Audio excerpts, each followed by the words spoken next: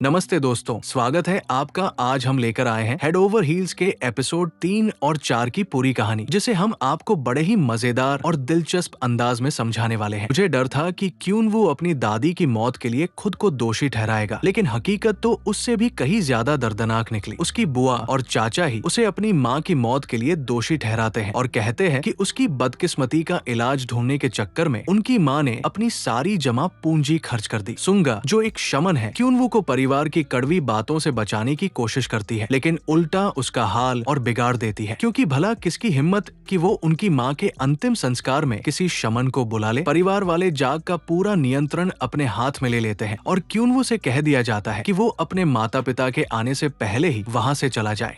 काश मैं इस शो में घुस पाती, क्योंकि इन बड़े बड़ों को तो सच में कोई सबक सिखाने की जरूरत है। कहानी वहीं से आगे बढ़ती है जहाँ एपिसोड 2 खत्म हुआ था। सुंगा एक बहाना बनाकर क्यूनवू से मिलने पहुँचती है, लेकिन वहां पहुंचकर वो चौंक जाती है जब उसे उसके घर में एक सुसाइड भूत दिखाई देता है। ये इस बात का संकेत है कि क्यूनवू के मन में आत्महत्या के विचार चल रहे हैं। डोंगचेन सुंगा से कहता है कि इस भूत को भगाने के लिए क्यूनवू के पास जीने की कोई वजह होनी चाहिए। थोड़ी देर बाद क्यूनवू के मामा चाची के पति दादी की तस्वीरें मांगते हैं ताकि उन्हें कोलम्बेरियम में उनकी अस्थि कलश के पास रखा जा सके, क्योंकि जितना भी उसकी बुआ और चाचा अपनी माँ के लिए शोक जताते फिर रहे हैं, सच्चाई ये है कि उनके पास उसकी एक भी तस्वीर नहीं है। सच में शर्म आनी चाहिए। जब क्यूनवू अपनी और दादी की तस्वीरें चुन रहा होता है तो उसके चेहरे पर एक पुरानी यादों भरी मुस्कान आ जाती है। ये शो शुरू होने के बाद से उसकी पहली मुस्कान है और यहाँ तक कि सुसाइड भूत भी इस खास पल का जश्न मनाने के लिए एक कदम पीछे हट जाता है। भूत अभी पूरी तरह से उससे गया नहीं है, लेकिन ये एक अच्छी शुरुआत है। डोंगचेन सुंगा को ह्यूमन अम्यूलेट यानी इंसानी ताबीज का कॉन्सेप्ट समझाता है, जो बदकिस्मती को दूर करने के लिए इस्तेमाल होता है। ऐसे अम्यूलेट के लिए बदकिस्मत व्यक्ति के साथ शारीरिक स्पर्श जरूरी होता है और सुंगा तो खुशी खुशी खुद को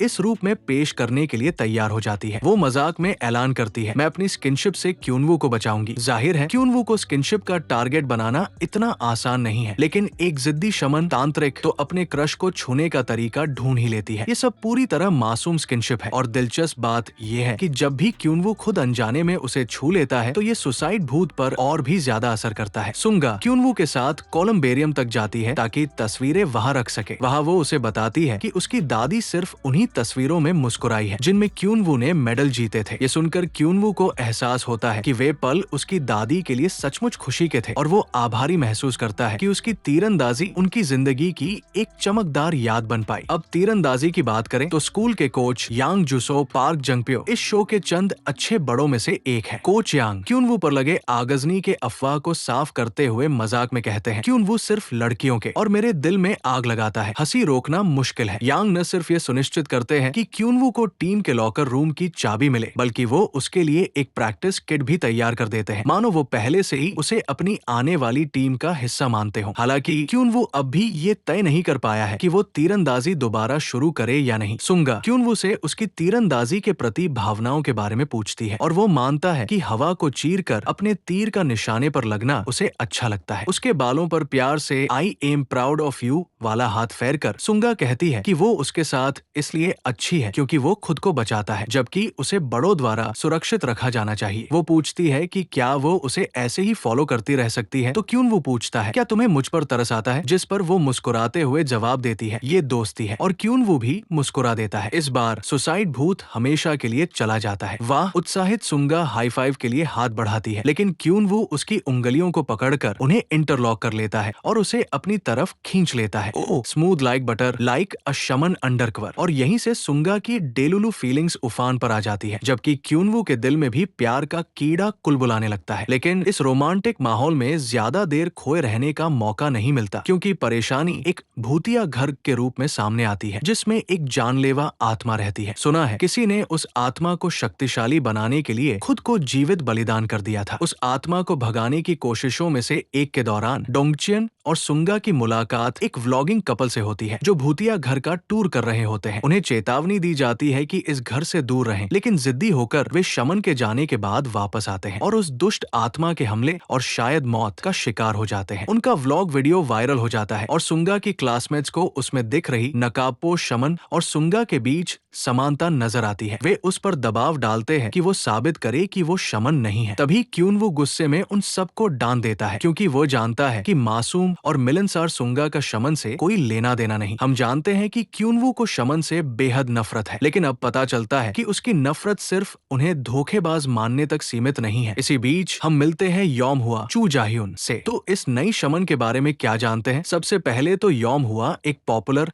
और बेहद स्टाइलिश शमन इन्फ्लुएंसर है। शमन कम्युनिटी में उसकी बदनामी इस बात से है कि वो सही दाम मिलने पर कुछ भी कर सकती है। ऐसा लगता है कि यॉम हुआ पहले डोंगचिन की स्पिरिचुअल बेटीज थी और डोंगचिन को यकीन है कि उसका भूतिया घर से कोई कनेक्शन है, क्योंकि उसने घर के बाहर यॉम हुआ के सिग्नेचर ईयररिंग्स देखे। असल में बचपन में क्यूनवू को यॉम हुआ के मंदिर में ले जाया गया था और दादी की मौत के बाद जब वो उससे मिलने आती है तो ये किसी भी तरह का सुखद पुनर्मिलन नहीं होता। यॉम हुआ कोलम्बेरियम से दादी की सारी तस्वीरें उठाकर क्यूनवू के पैरों में फेंक देती है और इशारा करती है कि दादी की आत्मा को परलोक जाने में दिक्कत हो सकती है, क्योंकि उन्होंने अपने पोते के पास बहुत लंबे समय तक रहकर साथ दिया, बजाय बाकी परिवार की तरह उसे छोड़ने के। यॉम हुआ ये भी कहती है कि क्यूनवू के पापा को डर है कि वो कहीं सामने न आ जाए और फिर वो उस पर ऐसे नमक छिड़कती है जैसे कोई परेशान करने वाला कीड़ा हो। व्यंग्य से कहती है, और कब तक मुझे तेरे परिवार को तुझसे बचाना पड़ेगा। और अब मुझे लगने लगा है कि शायद वही है जिसने क्यूनवू को बदकिस्मती का श्राप दिया और उसके परिवार को उससे दूर कर दिया। स्कूल में शमन होने के आरोपों पर लौटते हुए क्यूनवू अपनी झुंझलाहट सुंगा पर निकालता है, क्योंकि वो तब भी मुस्कुरा रही थी जब सब उसे दोषी ठहरा रहे थे। जीहो इस पूरे मामले से परेशान हो जाता है और क्यूनवू को बताता है कि उसने ही सुंगा को इस तरह मुस्कुराना सिखाया था। फ्लैशबैक में दिखता है कि जीहो ने नोटिस किया था कि सुंगा बहुत शर्मीली है और लोगों से पहले बात करने में हिचकिचाती है, इसलिए उसने उसे सलाह दी कि जब भी डर लगे मुस्कुराओ और नकली कॉन्फिडेंस दिखाओ जब तक कि वो असली कॉन्फिडेंस में न बदल जाए। वर्तमान में जीहो क्यूनवू को बताता है कि उसे सुंगा पर क्रश है और अगर उसका लगाव बढ़ा तो वो गंदी चाल भी चल सकता है। ओह, क्या हमें चिंता करनी चाहिए? शो प्लीज हमारे जीहो को ट्विस्टेड सेकंड मेल लीड मत बनाना। क्यूनवू डोंगचिन और सुंगा को एक शमन असाइनमेंट से लौटते हुए देखता है और कहता है कि वो सुंगा का चेहरा फोटो में लेना चाहता है ताकि उसके क्लासमेट्स उसकी दोस्त को परेशान न करें। बेचैन सुंगा लगभग अपना मास्क उतार देती है, लेकिन डोंगचिन क्यूनवू को कहता है कि उसकी स्पिरिचुअल बेटी को